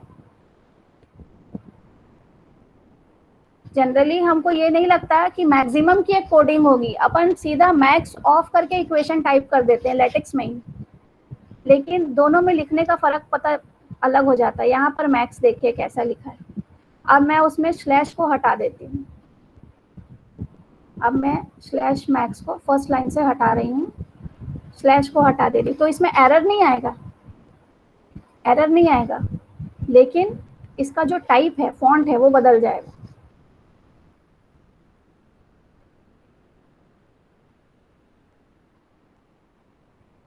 ये मैक्स देखिए, यहाँ से मैंने बैक स्लैश को हटा दिया है, इसका थोड़ा सा इटैलिक है, ये सिंबॉलिकली नहीं है। और ये मैक्स देखिए, तो लिमिट हो गया, सुप्रीमम हो गया, इन्फीमम हो गया, ये लिखते टेक्स्ट नॉर्मल है, लेकिन इनके सामने अगर बैक स्लैश लग जाता है तो वो मैथमेटिकल कोडिंग में चेंज हो जाती है। वो मैथ्स की कोडिंग जैसा फॉन्ट उसका होता है वैसा आएगा, नहीं तो वो नॉर्मल फॉन्ट जैसे अपन ने यहाँ थ्योरम लिखा है, ये जैसा अपन टेक्स्ट लिख रहे हैं उसी टेक्स्ट के फॉर्म में ये दिखाई देगा।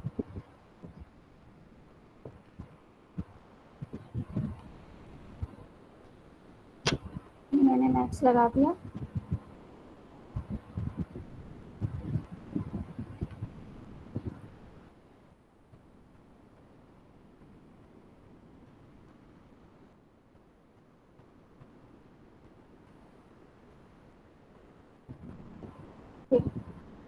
अब एग्जाम्पल्स, यहाँ मैंने एग्जाम्पल एंड एप्लीकेशन लिखा है, यहाँ पर मैंने बिगिन एग्जाम्पल और एंड एग्जाम्पल नहीं किया है। एक बार इसका एनवायरनमेंट चेंज करता है। अभी ये नॉर्मल टेक्स्ट है, अभी ये नॉर्मल टेक्स्ट है, और जैसे ही मैं स्लैश बिगिन एग्जाम्पल करूँगी, मैंने EX से डिफाइन किया था एनवायरनमेंट को, एग्जाम्पल के एनवायरनमेंट को मैंने EX से डिफाइन किया था, तो मैं यहाँ पर वही लिखूंगी, स्लैश एंड EX। अब हम इसको रन कराते हैं। अच्छा, अब ये रन नहीं होगा, अब ये रन नहीं होगा, देखो क्या एरर आता है।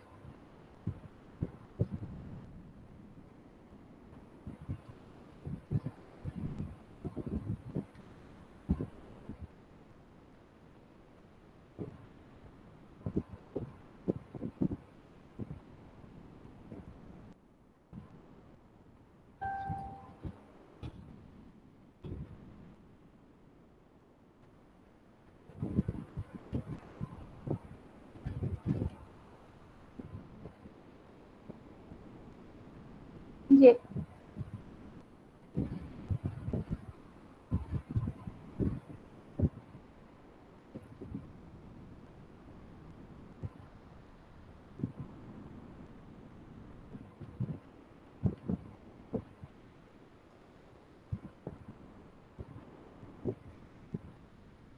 अच्छा,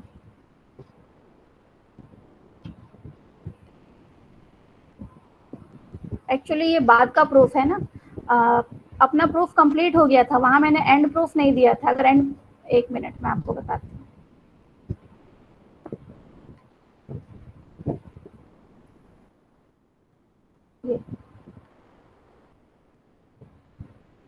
ये बोल रहा है, ये हैज बीन। अच्छा, इसमें एक चीज और है कि एरर जहां बताता है एंड प्रूफ, या तो ये ज्यादा है, या तो ये कहीं लगा नहीं है, या तो ज्यादा लग गया है, तो उसके सामने ये देता है 1.321। इसका मतलब है कि इस नंबर के लाइन में ही गड़बड़ है, 321। तो ये देखिए, मैं यहाँ दिखा रही हूँ, यहाँ मैंने एंटर किया, ये एंड प्रूफ एक्स्ट्रा है, तो यहाँ पर ये नंबर सबसे लास्ट में ये दिया है, न्यू लाइन 321। यहाँ पर है। तो एरर के साथ साथ हमको ये भी बता देता है कि किस लाइन में एरर है। तो यहाँ से मैं एंड प्रूफ हटा दूंगी क्योंकि हमको इसकी ज़रूरत नहीं है, हम यहाँ प्रूफ नहीं कर रहे हैं, तब ये हमारा रन हो जाएगा। इसके पहले आपने एग्जाम्पल करके आया नहीं था एनवायरनमेंट में, अभी मैंने एग्जाम्पल दिया है तो एग्जाम्पल ये देखिए ऐसा आ गया। और यहाँ पर एग्जाम्पल 4 आ रहा है, वो क्यों आ रहा है? नंबर 4 तो नहीं है अपना, फर्स्ट एग्जाम्पल है, तो भी ये 4 असाइन कर रहा है। वो इसीलिए क्योंकि एग्जाम्पल को मैंने जब प्रीएम्बल में डिफाइन किया था, एग्जाम्पल को मैंने जब प्रीएम्बल में डिफाइन किया था तो मैंने उसको थ्योरम एनवायरनमेंट के अंदर डिफाइन किया था। ये THM, ये देखिए ये जो रिमार्क है वो भी THM में डिफाइन है। इसका मतलब है कि रिमार्क को अगर मैं टाइप करूं, इक्वेशन को अगर मैं टाइप करूं और थ्योरम को अगर मैं टाइप करूं तो ये सीक्वेंस में नंबर लेगा। जैसे मैंने पहला थ्योरम मेरा मेन रिजल्ट था, मेरा मेन रिजल्ट का पहला थ्योरम था, तो वो थ्योरम नंबर 1 था। और उसके बाद मैंने एक रिमार्क दिया है, एग्जाम्पल दिया है, ये आखिरी में आ जाइए, ये देखिए मेरा थ्योरम नंबर 1 जो मेन थ्योरम था, और यहाँ पर ये देखिए ये एक सेकंड थ्योरम है। और रिमार्क को वो क्या ले रहा है? इसके कंटिन्यूएशन में ले रहा है, 2 के बाद 3। क्यों? क्योंकि रिमार्क को भी मैंने थ्योरम एनवायरनमेंट के अंदर डिफाइन किया था, इस वजह से। और एग्जाम्पल को भी मैंने थ्योरम एनवायरनमेंट के अंदर डिफाइन किया था, इसीलिए वो 3rd के बाद 4th ले रहा है। अगर मैं यहाँ से ये थ्योरम को हटा दूँ, एग्जाम्पल से इस थ्योरम को हटा दूँ, तो मेरा फॉन्ट नॉर्मल रहेगा, इटैलिक नहीं आएगा। और एग्जाम्पल का नंबर देख लीजिए, एग्जाम्पल का जो नंबर है, नंबर 1 ये है। अगर आप किसी एनवायरनमेंट में अगर करली स्क्वायर ब्रैकेट में आपने थ्योरम डाला है तो हमारे थ्योरम में जितने थ्योरम्स है उनको सबको कंटिन्यूएशन उसकी नंबरिंग वैसे ही हो जाएगी। अच्छा, लास्ट एक चीज और है। अच्छा, सबसे ये ग्राफिक्स का मैं बता देती हूँ। तो ग्राफिक्स हमको मैटलब में डिजाइन करना है। मैटलब में डिजाइन करने के बाद वो जो मैटलब में जो ग्राफ बनता है उस ग्राफ को अपने को जेपीजी फाइल या ईपीएस फाइल में डिजाइन करना रहता है, क्योंकि ये जेपीजी और ईपीएस फाइल ही लेता है। और उसी नाम को यहाँ पर इंक्लूड ग्राफिक्स में हमको यहाँ पर डालना है। और ये जो कैप्शंस है कल तो अपन ने पढ़ लिए हैं, कैप्शन में जो आपको देना है, मतलब ग्राफ के नीचे जो लिखते हैं ना अपन ग्राफ ऑफ करके, ये उसके लिए कैप्शन। और ये जो लेबलिंग होती है वो आपके ग्राफ किस साइड में, पेज के किस लेंथ में फिट करना है, ये उसके लिए है।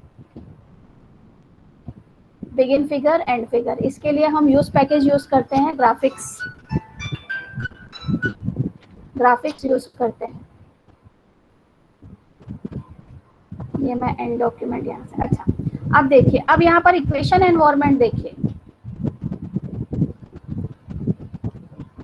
यहाँ जो मेरे पेपर में इक्वेशन नंबर्स हैं वो सिंगल डिजिट में आ रहे हैं। मुझे ऐसा नहीं चाहिए, मुझे सेक्शन के हिसाब से चाहिए। अगर मेरे फर्स्ट सेक्शन में कोई इक्वेशन है तो 1.1, 1.2, 1.3 ऐसा चाहिए। और अगर सेकंड सेक्शन में, नेक्स्ट सेक्शन में कोई इक्वेशन नंबर है तो 2.3, 2.4 ऐसा चाहिए। तो उसके लिए मुझे यूज पैकेज में यूज पैकेज करना पड़ेगा। ये है। इसके लिए भी मुझे यहाँ पर एक एनवायरनमेंट डिफाइन करना पड़ेगा। ये नंबर विद इन इक्वेशन के फॉर्म में मुझे नंबर चाहिए। तो अब मेरे इक्वेशन नंबर देख लीजिए, एक मिनट।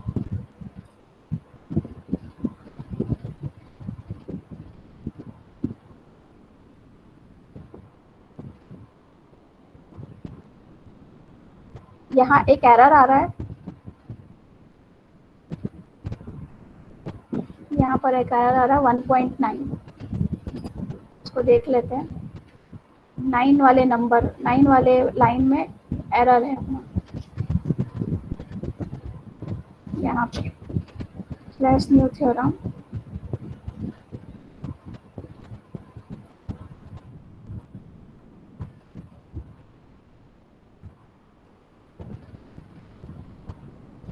हाँ, और यहाँ एक यूज पैकेज यूज होता है, ये देखिए use package LE equation number, और फिर यहाँ पर नंबर विद इन इक्वेशन। अब इसको हम रन कराते हैं।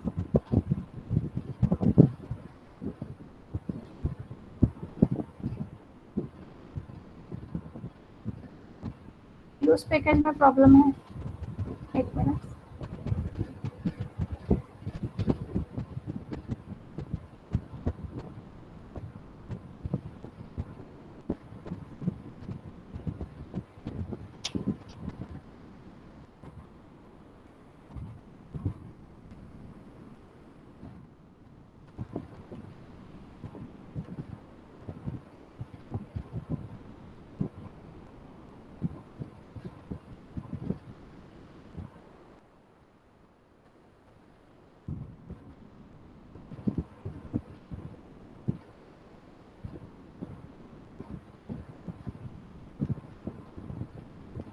एरर को पूरा हटाना पड़ता है तभी वो रन होगा, अदरवाइज नहीं होगा। ग्राफिक्स,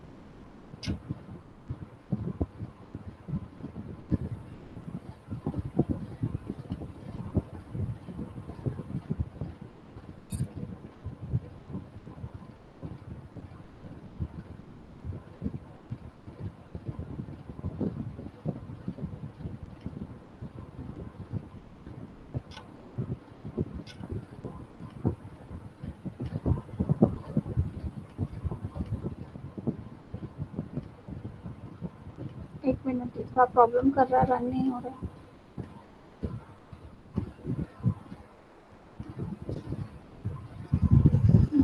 हो गया।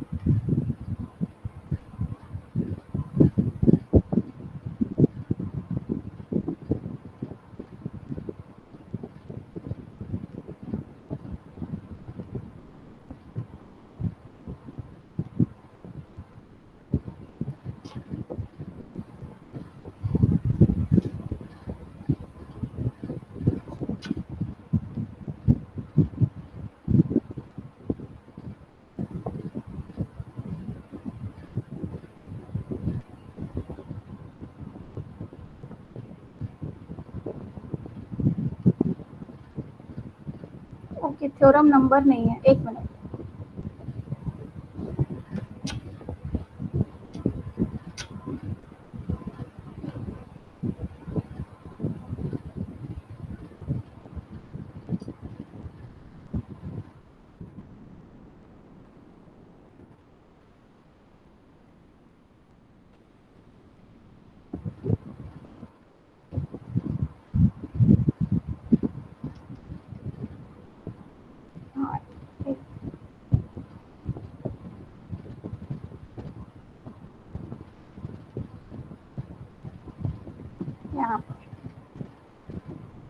यहाँ पर ये आ जाएगा सेक्शन।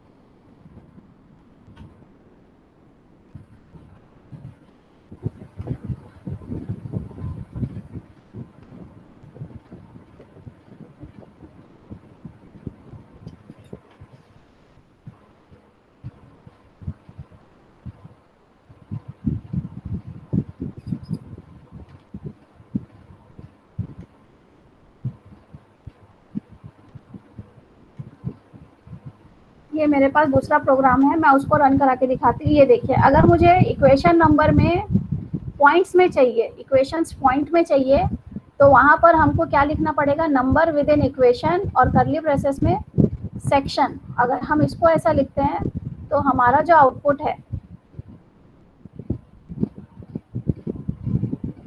इक्वेशन नंबर्स जो है सेक्शंस में आएंगे।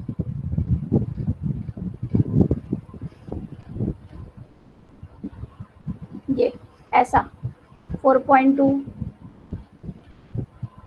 जिस सेक्शन का है उस सेक्शंस के लिए बनेगा। 4.10 ये 4 वाले हो गए।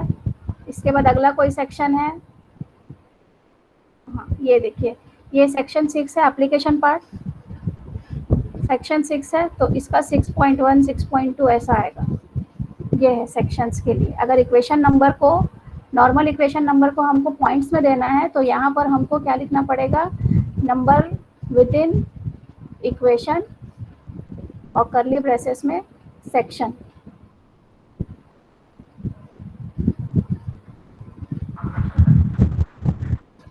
हाँ सर,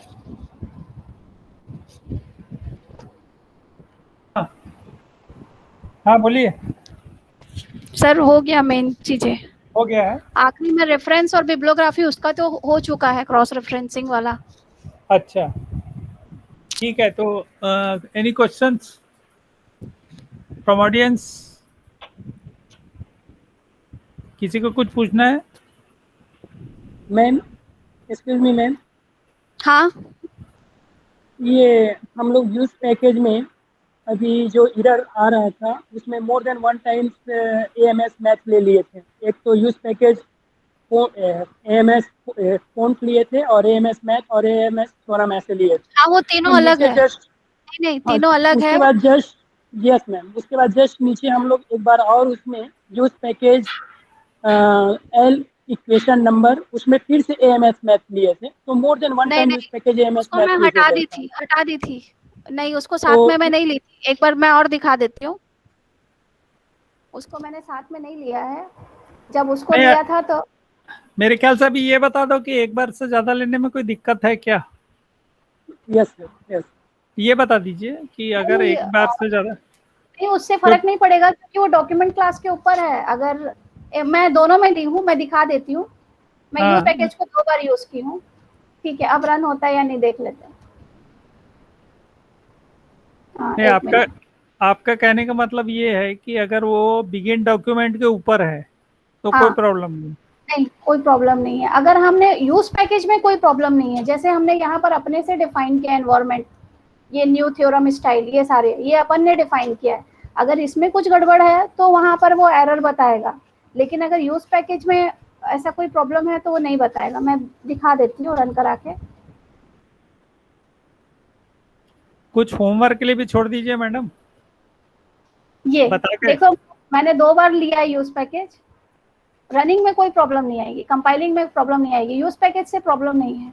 अगर वो रिपीट भी होता है तो नहीं, कुछ नहीं होता। मेरी प्रॉब्लम यहाँ पर आ रही थी। मेरा एरर ये था, नंबर विद इन इक्वेशन। ये जो सेक्शन है, ये सेक्शन कर्ली ब्रेसेस में लेना था, मैंने स्क्वायर ब्रैकेट में ले लिया था, तो वो यहाँ पर एरर आ रहा था। इसको मैंने डिफाइन किया था। मैम और किसी को पूछना? मैम, मेरा क्वेरी ये था कि जब हम लोग कमांड या यूज पैकेज जब डिफाइन करते हैं हाँ तो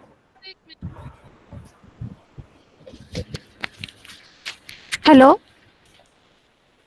कुछ टर्म को कर्ली ब्रेस में लेते हैं और कुछ को बिग ब्रैकेट के अंदर लेते हैं। तो मतलब किसको अपन कर्ली ब्रेसेस के अंदर लें जो और किसको बिग कंपलसरी ब्रैकेट में लें? पार्ट है, जो कंपलसरी आपको यूज करना है वो कर्ली ब्रेसेस में आएंगे। और अगर जो आपको चाहिए, जरूरत नहीं है लेकिन आप अपने अपने फाइल में या आप अपने पीडीएफ में वो चाहते हैं, तो उसको आपको स्क्वायर डॉक्यूमेंट, स्क्वायर ब्रैकेट के अंदर देना है। जैसे मैं यहाँ पर ये जो इक्वेशन नंबर था, ये इक्वेशन नंबर, मुझे इक्वेशन चाहिए थे, इक्वेशन नंबर चाहिए थी। ये देखिए अभी मैंने विद इन इक्वेशन किया है ना, तो मुझे सारे यस इक्वेशन मैम। नंबर दिखाएंगे।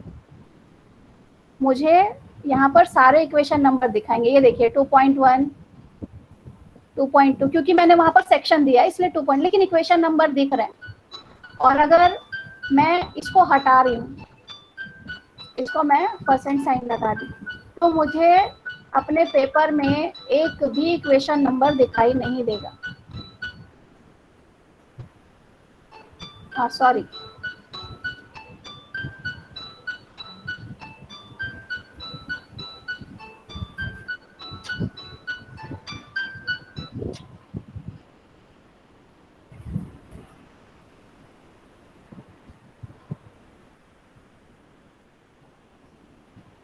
हाँ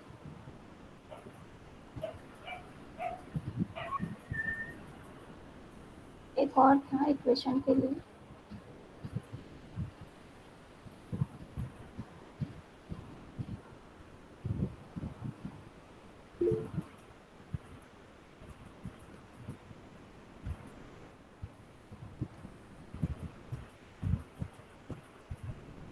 ये सेक्शंस नहीं दिए हैं अपन ने, इसलिए वो नॉर्मल आ रहा है।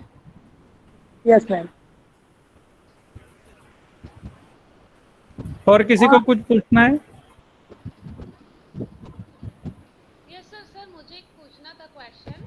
हाँ, मैम अगर नया कोई एनवायरनमेंट डिफाइन करना होता है और वो अगर मेरे उसमें टेक्स्ट मेकर या टेक्स्ट स्टूडियो में नहीं है, तो उसको कैसे डिफाइन करेंगे मैम? जैसे ना मेरे उसमें मल्टी कॉलम था और उसमें एरर शो कर रहा था, तो मैम उसको कैसे डिफाइन करेंगे फिर? आपके में मल्टी कॉलम में एरर शो कर रहा था? हाँ, मल्टी कॉलम रन, हाँ पैकेज नहीं है वो, पैकेज ना मैम है नहीं मेरे उसमें, तो मैम कैसे ऐड करते हैं जो पैकेज आपके उसमें? मतलब नहीं, देखो वो यूज पैकेज की अगर बात है ना, तो आपने जो लेटेक्स यूज कर रहे हो वो उस पर डिपेंड करता है, क्योंकि वो तो इनबिल्ड है।